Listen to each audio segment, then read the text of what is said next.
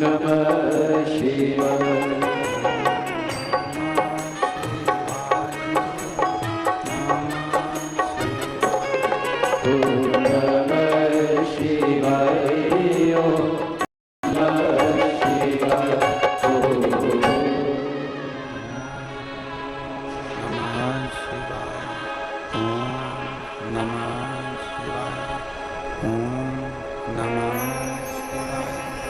विश्वनाथ भगवान की, महाकालेश्वर भगवान की, ओंकारेश्वर भगवान की, कुबेरेश्वर महादेव की। हर हर महादेव, हर हर महादेव, हर हर महादेव। काशी विश्वनाथ, ओगरदानी, त्रिकालदर्शी, कैलाशी, अविनाशी भगवान शिव, जिनकी पुनीत पावन शिव महापुराण की कथा भगवान देवाधिदेव महादेव की कृपा से, उनकी करुणा, उनकी उदारता से पवित्र पावन श्रावण के महीने में भगवान शिव की कृपा से, उनकी उदारता से ये पवित्र पावन श्रावण का महीना, जिसमें आप और हम सभी भगवान शिव की पवित्र पावन शिव महापुराण की कथा श्रवण करने के लिए विराजमान हैं। लाखों की संख्या में आप सब आमंत्रित हुए, पधारे। शिव कृपा से, उनकी करुणा, उनकी उदारता से 72 वर्ष बाद ऐसा सावन का महीना आया है जो सोमवार से प्रारंभ होकर सोमवार के दिन विराम होगा। भक्ति और मुक्ति, ये दो विषयों को लेकर ये पवित्र पावन शिव महापुराण की कथा चल रही है। कथा मंडप में विराजमान क्षेत्र के ही विधायक महोदय जगत गुरु खुशवंत साहेब एवं सभी अतिथिगण, कथा श्रोता बहन भाई, कथा के मुख्य यजमान श्री चंद्रकांत श्रीमती पद्मनी जी साहू, श्री भूपेंद्र श्रीमती भुवनेश्वरी जी साहू, श्री चंद्रशेखर जी श्रीमती सोहनी जी साहू, श्री धनेन्द्र श्रीमती कुसुम जी साहू, श्री वीरेंद्र श्रीमती वर्षा जी साहू। एक बार सभी यजमान परिवार के लिए जोरदार ताली बजाकर स्वागत, वंदन, अभिनंदन। जो इस पवित्र कथा का लाभ लिए हैं और अपने जीवन को सार्थक बना रहे हैं। ऐसे श्रावण के महीने में मिलने वाली यह पवित्र कथा का लाभ किसी न किसी रूप में शिव भक्ति को प्राप्त करने का लाभ आपको और हमको मिल रहा है। एक अंश मात्र हमारे बीच में स्वामी जी पधारे हैं।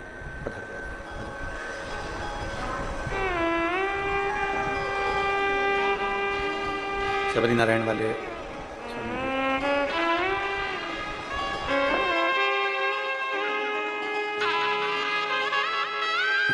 निर्मला जी महाराज जी हमारे बीच में शबरी नारायण के प्रत्येक कथा में आपका आशीर्वाद प्राप्त होता है।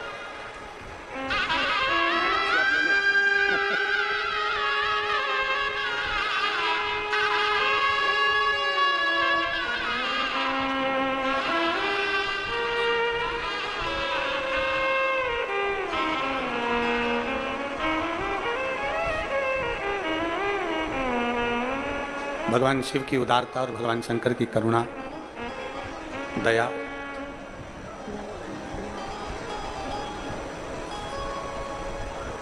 जब इस संसार सागर में,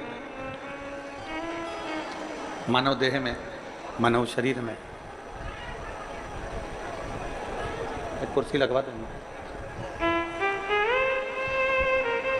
जब यह मानव देह में, मनुष्य शरीर में मात्र एक क्षण की भी, मात्र एक पल की भी अगर शिव महापुराण की कथा श्रवण करने को मिल जाए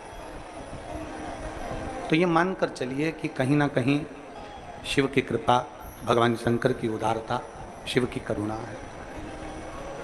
हमारा जन्म लेना सार्थक हो गया, हमारा जन्म लेना सिद्ध हो गया।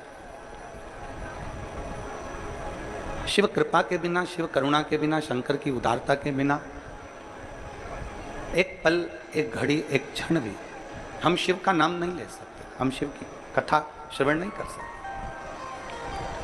दो चीजें होती हैं नजदीक में देखने के लिए, एक होती है दूरबीन, एक होता है चश्मा। ये दो चीजें हैं, एक दूरबीन है, एक चश्मा।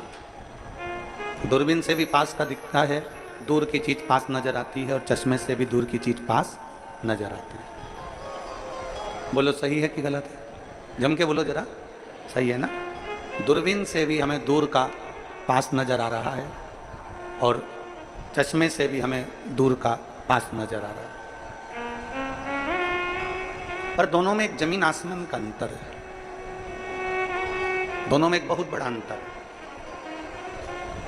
दोनों में सबसे बड़ा अंतर यह है कि दूरबीन से दूर का पास नजर आ रहा है, चश्मे से भी दूर का पास नजर आ रहा है, पर दूरबीन से जो दूर का पास नजर आ रहा है हम उसको छू नहीं सकते, हम उसे छू नहीं सकते, हम उसे पकड़ नहीं सकते। ना हम छू पा रहे हैं, ना हम पकड़ पा रहे हैं। हमने दूरबीन से दूर का देखा, पास नजर आया, पर हम उसको छू नहीं सके, हम उसको स्पर्श नहीं कर सके। अब दूर का देख रहे हो दूरबीन से और तुम्हें पास का नजर आ रहा है, पर आप उसको छू नहीं पाएंगे, आप उसको स्पर्श नहीं कर पाएंगे। और एक होता है चश्मा, जिसमें दूर का नजर आता है, पर चश्मे से हम जो देख रहे हैं हम उसको स्पर्श कर सकते हैं, छू सकते हैं, और उसको हाथ लगा सकते हैं। दूरबीन में और चश्मे में, दोनों में अंतर है। दूरबीन का दूर का पास नजर आता है पर छू नहीं सकते, चश्मे का दूर का पास नजर आता है पर छू सकते हैं। शिव महापुराण की कथा भी ये कह रही है कि ये शिव महापुराण की जो कथा है ये दूरबीन का काम नहीं है, ये शिव महापुराण की कथा चश्मा है, जिससे हम दूर का देखते हैं और शंकर के शिवलिंग को छूकर अपने करीब में ला सकते हैं। भगवान शंकर के शिवलिंग का स्पर्श कर कर हम शिव को अपने करीब में ला सकते हैं। दूरबीन दूर का दिखाती जरूर है पर पास में हमारे को स्पर्श नहीं कराती है। दूरबीन दूर का दिखाती जरूर है पर वो छूने करीब में नहीं आ सकती। चश्मा हमें करीब तक लेकर है। चश्मा दूर की वस्तु को पास में भी लाएगा और उसको छुआ भी देगा, इतनी उसकी करीबी रहती है।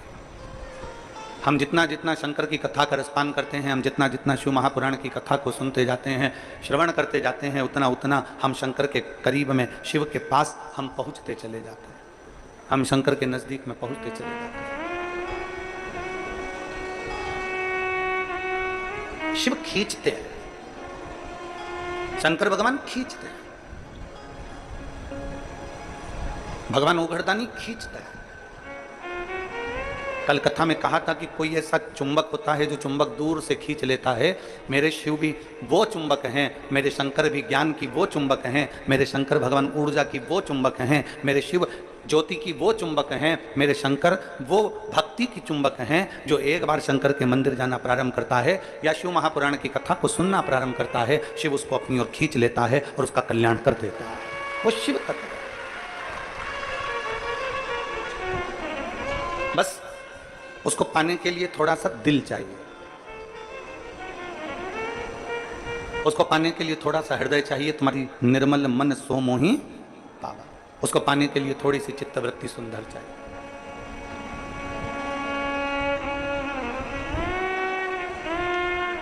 दो तरह के भक्त होते हैं शिव के। एक भक्त भगवान को भजता है।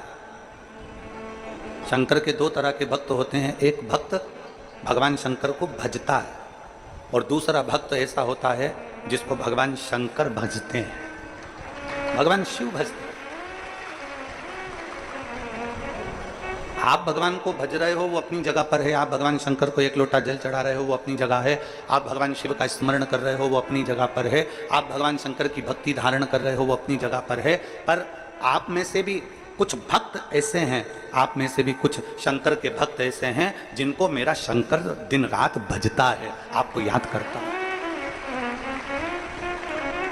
आप शिव के मंदिर जा रहे हो, कई बार शिव आपके दरवाजे आने के लिए आतुर रहता है।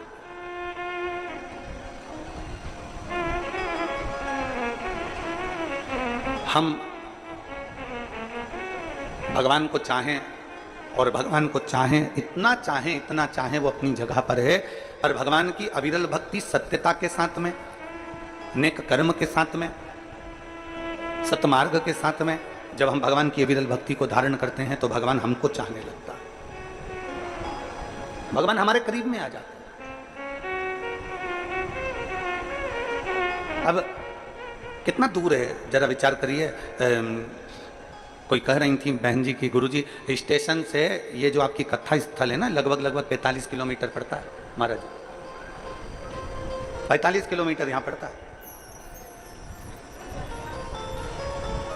और पूछते पूछते गनौत तक आओ और गनौत के बाद में फिर 1-1.5 किलोमीटर दूर गाड़ी रोक दी जाती है, ऑटो रोक दिया जाता है, फिर वहाँ से चलकर पैदल बाबा की कथा सुनने के लिए एकांत।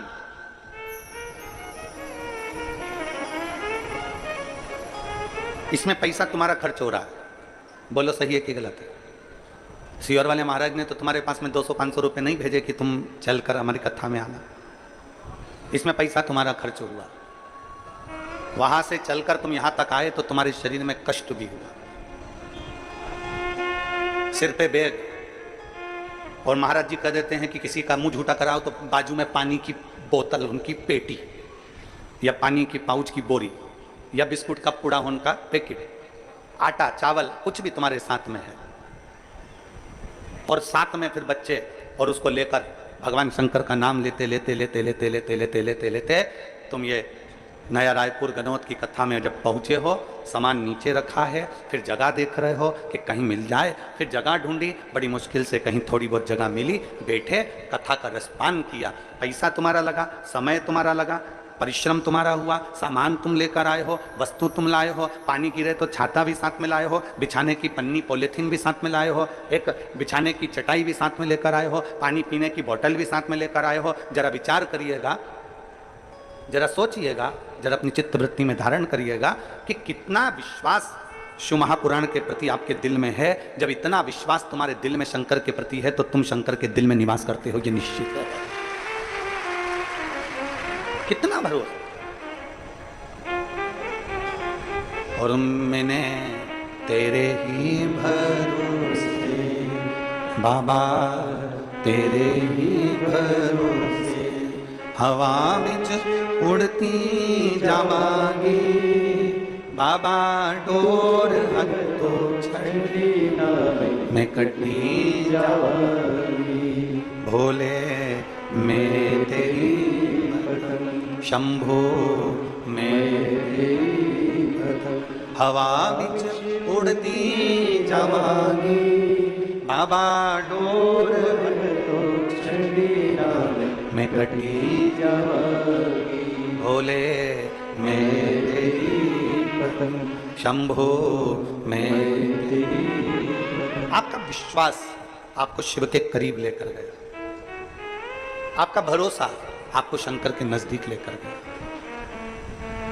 जब आपका विश्वास आपको शिव के करीब ला सकता है, आपका भरोसा शंकर के करीब ला सकता है, तो यह निश्चित है कि आपके विश्वास के बल पर शंकर भी आपके करीब में आ सकता है। वो दूर नहीं रह सकता, वो तुम्हारे करीब में आ जाए, तुम्हारे नजदीक में।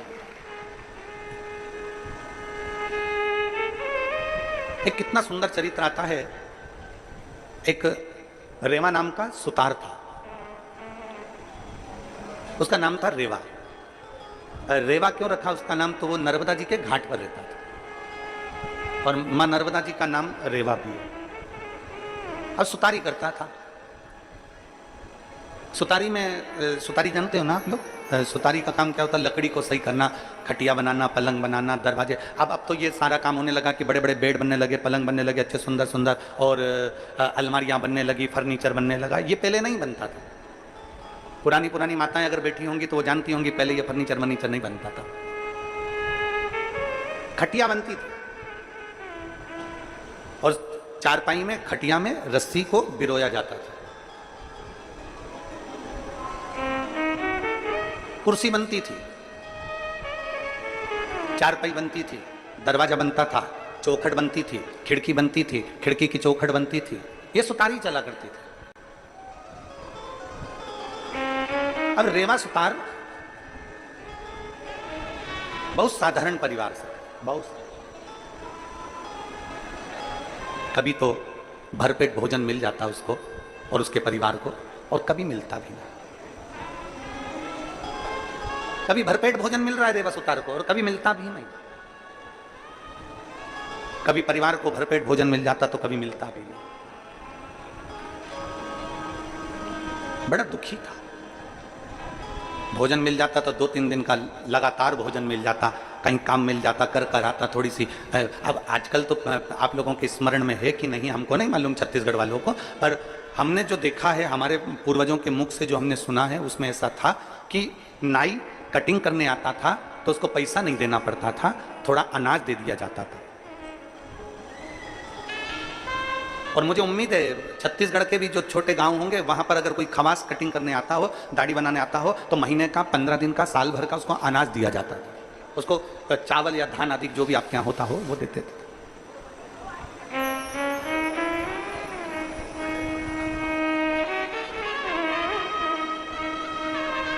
सुतार अगर काम करने आता था तो उसको महीने भर का, 5 दिन का, 8 दिन का, 3 दिन का, 4 दिन का अनाज दे दिया जाता था। कुम्हार, मटका बनाने वाला अगर मटका दे जाता था, कुम्हार अगर सामान देकर जाता था तो फिर उसको अनाज दे दिया जाता था।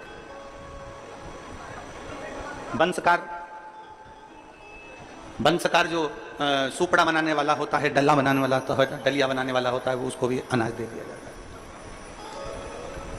अब रेवा सुतार को कभी 2 दिन का, कभी 3 दिन का, कभी 4 दिन का अनाज मिल जाता, बाकी के दिन उसके ऐसे ही चले जाते।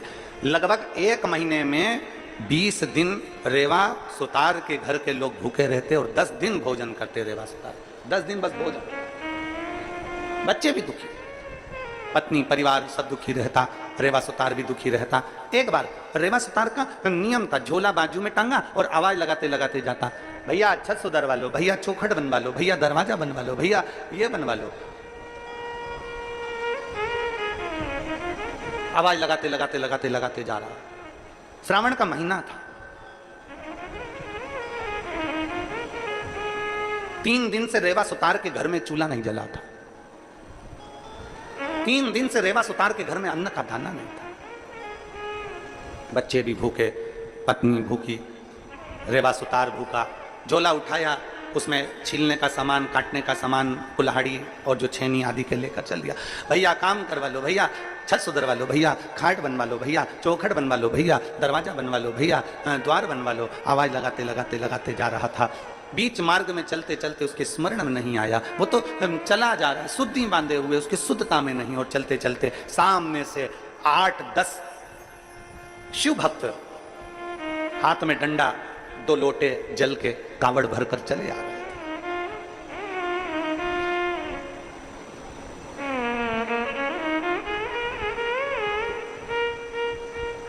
आज के जमाने में लोग हंसते हैं, कई लोग कहते हैं कि ये कावड़ तो लोग हंसी करते हैं कि ये तो लोगों ने मन से बना ली है। महाराज जी, लोग कहते हैं कावड़ का, विधायक जी, कई लोग प्रश्न खड़ा करते हैं, जो सनातन धर्म से नहीं जुड़े हैं वो प्रश्न खड़ा करते हैं कि कावड़ मन से बनाई गई। शिव महापुराण की कथा कहती है, सावन के महीने की सबसे पहली कावड़ भगवान नारायण ने लक्ष्मी जी के साथ मिलकर भगवान विष्णु शंकर को चढ़ाई। जब भगवान शिव के गले में विषधर हो गए थे, भगवान शंकर ने जब विष का पान कर लिया था, नीलकंठधारी हो गए थे। नीलकंठ का कंठ की जलन समाप्त नहीं हो रही। पार्वती जी की आंखों से अश्रु लगातार बह रहे।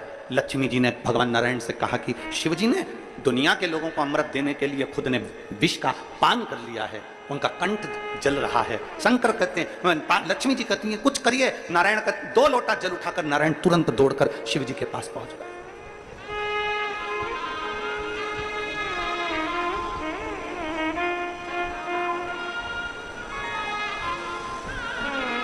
स्वयं ब्रह्मदेव, स्वयं इंद्र, सारे देवता कावड़ को भरे हैं महाराज। सभी कहा, रेवा सुतार ने देखा सामने से कावड़ लेकर कंधे पर 2 लोटा जल बांध कर चले आ रहे। बोल बम बोल बम बोल बम बोल बम बोल बम बोल बम बोल बम बोल बम बोल बम का नारा है। बोलते बोलते चले आ रहे हैं। कुछ शिव की महिमा होगी, कहीं ओगरदानी की कुछ करुणा होने वाली होगी। कावड़िया चले चले आ रहे, 8-10 कावड़िया चले आ रहे। रेवा सुतार आवाज लगा रहा, द्वार बनवा लीजिए, खाट बनवा लीजिए, चौखट बनवा लीजिए, छत सुधरवा लीजिए। आवाज लगाते लगाते चले जाए। 8-10 कावड़ियों में से एक कावड़िया रुका रेवा सुतार के पास में। रेवा सुतार कभी शिव के पास नहीं गया, रेवा सुतार कभी शंकर के मंदिर नहीं गया, रेवा सुतार कभी शिवालय नहीं गया, कभी शंकर के द्वार नहीं गया, कभी शंकर को 1 लोटा जल नहीं चढ़ाया। रेवा सुतार ने कभी शंकर का द्वार नहीं देखा, कभी अपने परिवार के भरण पोषण में लगे रहता। टाइम नहीं मिलता ना, कमाए कि भगवान के मंदिर जाए, बच्चों का पेट भरे कि भगवान के मंदिर जाए, पत्नी और बच्चों का भरण पोषण करे कि भगवान के मंदिर जाए। कभी मंदिर नहीं गया। इसीलिए तो शिव महापुराण की कथा कहती है, भगवान शंकर का चरित्र कथा है कि काम करते रहो और नाम जपते रहो। शिव महापुराण ने कभी यह नहीं कहा कि तुम मंदिर में जाकर बैठ जाओ। शिव महापुराण ने कभी यह नहीं कहा कि तुम तीर्थ में जाकर बैठ जाओ। शिव महापुराण ने कभी यह नहीं कहा कि तुम किसी पवित्र नदी के तट पर जाकर अपनी जिंदगी निकाल लो। शिव महापुराण की कथा कहती है, अगर तुम्हारे घर में बच्चे हैं, परिवार है, कुटुंब है, रिश्ते नाते सब कुछ तुम्हारे घर के अंदर विराजमान है, तो तुम उस परिवार के अंदर रहो, उनका भरण पोषण करते रहो और अपना काम करते करते भगवान का नाम लेते रहो। इसमें भी परमात्मा की प्राप्ति है। घर छोड़कर मत जाओ, परिवार छोड़कर मत जाओ, कुटुंब छोड़कर मत जाओ, रिश्ते नाते छोड़कर मत जाओ। घर में रहो और घर में रहकर भगवान की भक्ति को करो। परिवार का भरण पोषण भी करिए और परिवार को संभाल भी लीजिए और भगवान की भक्ति भी करिए। इसका सबसे सुंदर उदाहरण है घर में रहने वाली एक स्त्री। इसका सबसे सुंदर उदाहरण है घर में रहने वाली एक नारी। पुरुष से ज्यादा स्त्री व्यस्त रहती है, पुरुष से ज्यादा स्त्री व्यस्त रहती है। सुबह से उठती है, पति की तो आंख नहीं खुलती, उससे पहले उठकर रसोई घर में चली जाती है।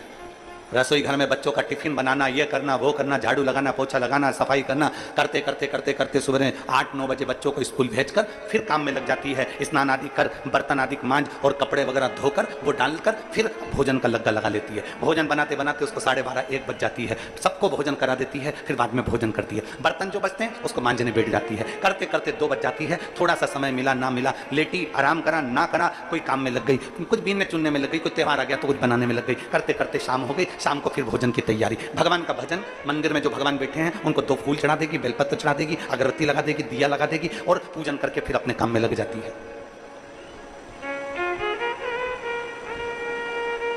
कर्म करते करते एक भारत की नारी, भारत की स्त्री केवल एक ऐसी होती है जो काम करते करते भगवान का नाम ले लेती है, कर्म करते करते भगवत भजन कर लेती है। पर दुनिया के लोगों को दूर के ढोल, जम के बोलो जरा, दूर के ढोल सुहावने लगते हैं। एक महाराज जी घूमने के लिए विदेश गए और विदेश गए तो उन्होंने क्या देखा कि विदेश में एक महिला का पति मर गया और महिला का पति मर गया और उसको जमीन के अंदर गाड़ दिया गया, उस पर उसकी कब्र बना दी गई और बनाने के बाद महिला उस पति की कब्र पर पंखा कर रही थी बैठकर, पति की कब्र पर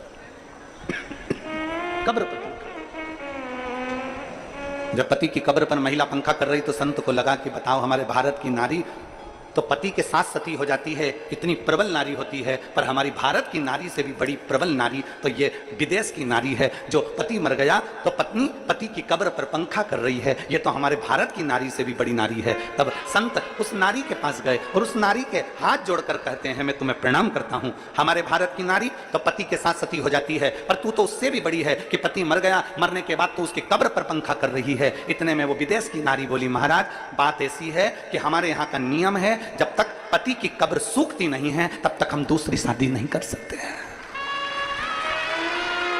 इसलिए वो पति की कब्र को पंखा दे देकर सुखा रही है, पंखा कर कर कर सुखा रही है। अर्थात शास्त्र कहता है कि भारत सभ्यता की दैनी है, भारत संस्कृति की दैनी है, भारत संस्कारों की दैनी है, भारत निर्मलता की दैनी है, भारत दुनिया के लोगों को प्रेरणा की देनी है। इसलिए भारत के बराबर दुनिया की कोई नारी भी नहीं हो सकती जो भारत में है।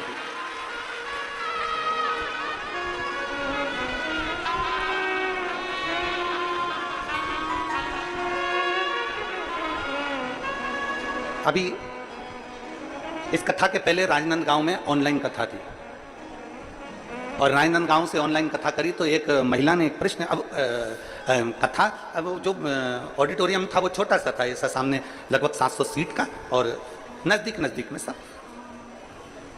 पास पास में थे।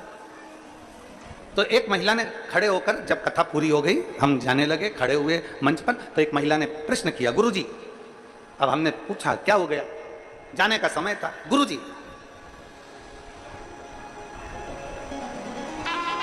स्त्री को सीता बनना चाहिए कि नहीं बनना चाहिए? हमने कहा क्यों नहीं बनना चाहिए, मां जानकी तो भारत का गौरव है, मां जानकी तो भारत का गौरव है।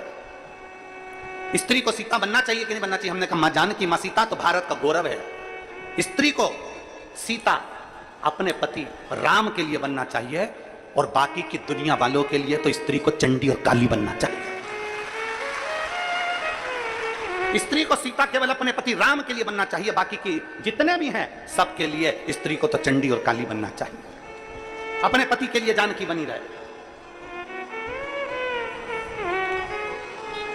एक चरित्र आता है, लंकाधिपति रावण ने शंकर भगवान को प्रसन्न कर कर वर मांगने को जब शिव जी ने कह दिया कि मांग ले लंकाधिपति रावण लंकेश वर मांग, रावण ने सोने की लंका वंका सब रावण के पास आ गई थी, सब कुछ रावण के पास आ गया था। तब रावण ने सोचा क्या मांगू, तो रावण ने माता पार्वती को मांग लिया था। रावण ने कह दिया माता पार्वती को कि ये पार्वती मुझे दे दो। शंकर तो शंकर, ओघड़ी तो ओघड़ी, दयालु तो दयालु, भंडारी तो भंडारी, भोला तो भोला। शंकर भगवान ने तुरंत कह दिया ठीक है लंकाधिपति रावण, मैं पार्वती तुझको देता हूं, ले जा।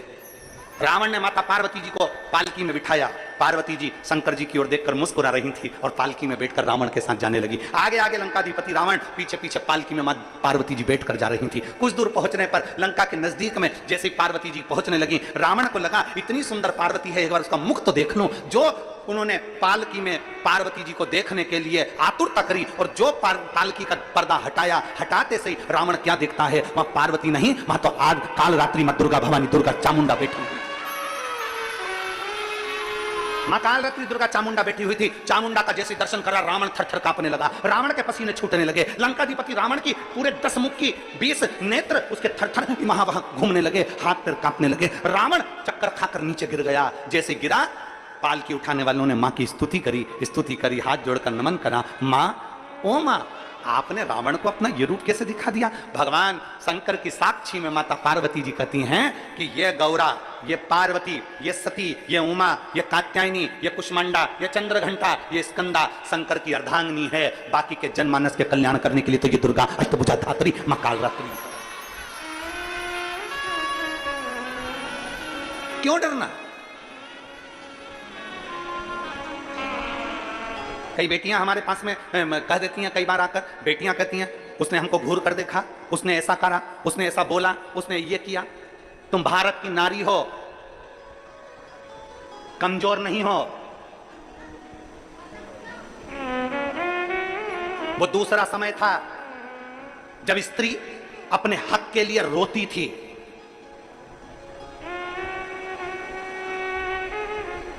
आज भारत का अमृत महोत्सव चल रहा है, आज नारी को रोना नहीं पड़ता, अपने हक के लिए लड़ना पड़ता है।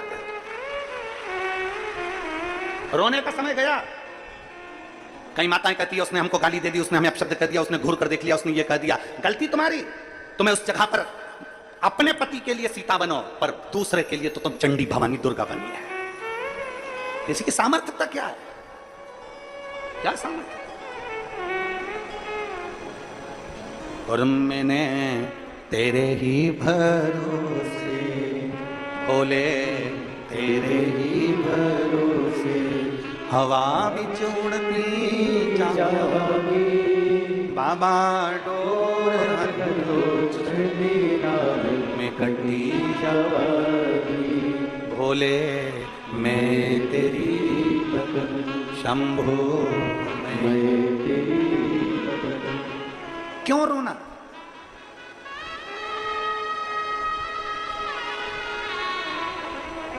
सबसे प्रबल होना चाहिए भारत की नारी को। किसी की सामर्थ्यता क्या जो उंगली उठा दे। और पुराना समय था जो प्रमाण पर प्रमाण देना पड़ता था, अब तुम्हें प्रमाण देने की जरूरत नहीं। स्वयं की अविरल भक्ति ही हमारा प्रमाण है। स्वयं की अविरल भक्ति हमारा प्रमाण। शिव तत्व कह रहे,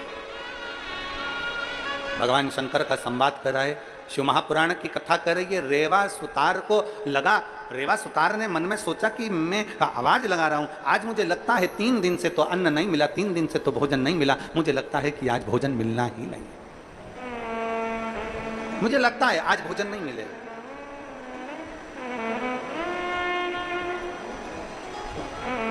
कभी शिवालय नहीं गया था रेवा, कभी शंकर के मंदिर नहीं गया था रेवा सुतार, कभी शंकर के शिवालय नहीं पहुंचा था रेवा सुतार, कभी नहीं गया। फिर निवेदन है, शिवलिंग अपने आप खींचता है।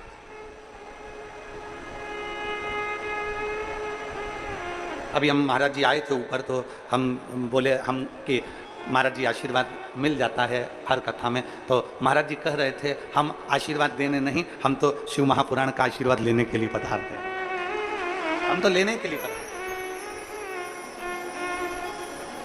अब ये शिव तत्व है आपके और हमारे भीतर। जब हम शंकर के करीब में पहुंचते हैं, शिवलिंग के नजदीक में पहुंचते हैं, शंकर की शिव महापुराण के करीब में पहुंचते हैं, भगवान शंकर की अविरल भक्ति की ओर पहुंचते हैं, तो शिव हमको खींचते, शिव हमें खींचते।